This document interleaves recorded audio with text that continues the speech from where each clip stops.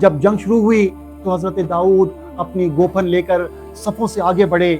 आपसे पहले सल्तनत और नबूवत दोनों एजाज़ एक साथ किसी को भी नहीं मिला था और मेहनत को इबादत समझना चाहिए। आज की जदीद नफ्सियात भी यही हकीकत बयान करती है।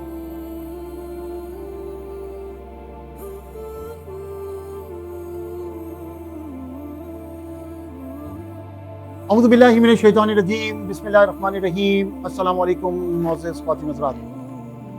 आज हम आपकी खिदमत में कुरान पाक का एक ऐसा किस्सा पेश करेंगे जिसमें अल्लाह के एक बरगुज़ीदा नबी का जिक्र है। ये किस्सा है हज़रत दाऊद अलैहिस्सलाम।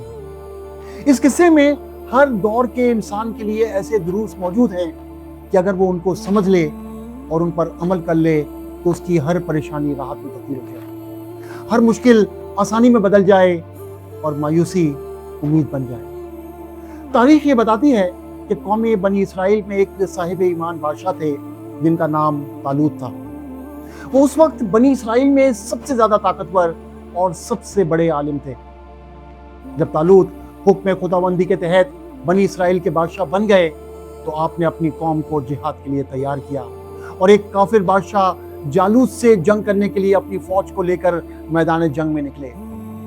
जालूत बहुत ही कदावर और बहुत ही ताकतवर बादशाह था जो सर पर लोहे की जो टोपी पहनता था उसका वजन तकरीबन 3 मन था। जब दोनों फौजें मैदान जंग में लड़ाई के लिए सफाराई कर चुकी तो हजरत तालूत ने अपने लश्कर में यह ऐलान फरमा दिया कि जो शख्स जालूत को कत्ल करेगा मैं अपनी शहजादी का निकाह उसके साथ कर दूंगा और अपनी आधी जायदाद भी उसको अता कर दूंगा।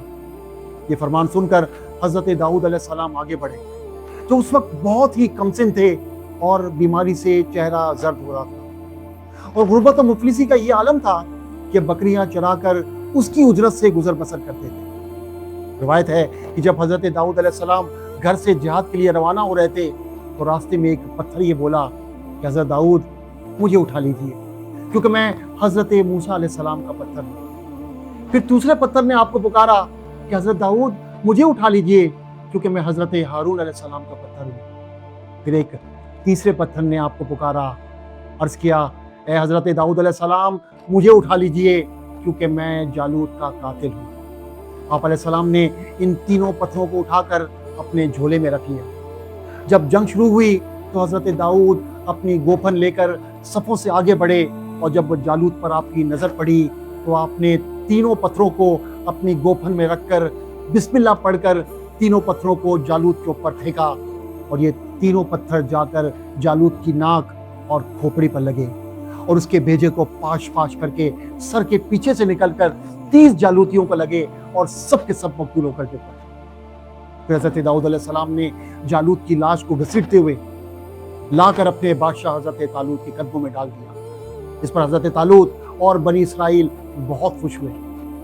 जालूत के कत्ल हो जाने से इसका लश्कर भाग गया और हजरत तालूत को फतह मुबीन हो गई और अपने ऐलान के मुताबिक हजरत तालूत ने हजरत दाऊद अलैहिस्सलाम के साथ अपनी बेटी का निकाह कर दिया और अपनी आधी सल्तनत का उनको सुल्तान बनाया। फिर पूरे 40 बरस के बाद जब तालूत बादशाह का इंतकाल हुआ तो हजरत दाऊद अलैहिस्सलाम पूरी सल्तनत के बादशाह बन गए और जब उस वक्त के नबी हजरत शमूएल अलैहिस्सलाम की वफ़ात हुई तो अल्लाह तबारक व तआला ने हजरत दाऊद अलैहिस्सलाम को सल्तनत के साथ साथ नबूवत से भी सरफराज फरमा दिया। आपसे पहले सल्तनत और नबूवत दोनों एजाज़ एक साथ किसी को भी नहीं मिला था। आप पहले शख्स हैं कि इन दोनों ओहदों पर फाइज होकर 70 बरस तक सल्तनत और नबूवत जैसे मनसबों के फ़राइज़ पूरे करते हैं। हजरत दाऊद अलैहिस्सलाम की मुक़द्दस ज़िंदगी से हमें ये सबक मिलता है कि अल्लाह तबारक व तआला जब अपना फजल व करम फरमाता है तो एक लम्हे में राई को पहाड़ और ज़र्रे को आफ़ताब बना देता है। गौर करें तो हज़रत दाऊद अलैहिस्सलाम एक कमसिन लड़के थे और ख़ुद नहायत मुफलिस और गरीब बाप के बेटे थे, मगर अचानक अल्लाह तबारक व तआला ने उनको कितने अजीम और बड़े बड़े मरातिब और दर्जात के एजाज़ से नवाजा, यहाँ तक कि उनके सर पर ताज शाही रखकर उन्हें बादशाह बना दिया। एक बादशाह की शहजादी उनके निकाह में आ गई और फिर नबूवत का मर्तबा भी उन्हें अता फरमा दिया। इससे बढ़कर इंसान के लिए कोई बुलंद मर्तबा हो ही नहीं सकता। फिर अल्लाह तबारक व तआला की कुदरत कामिला देखिए कि जालूत जैसे जाबिर और ताकतवर बादशाह का कातिल हजरत दाऊद अलैहिस्सलाम को बनाया। جو کہ ایک کمسن اور بیمار تھے، اور وہ بھی ان کے 3 پتھروں سے قتل ہوا، حالانکہ جالوت کے سامنے ان 3 پتھروں کی کوئی حقیقت نہیں تھی، جبکہ وہ 3 من کی فولادی ٹوپی پہنے ہوئے تھا۔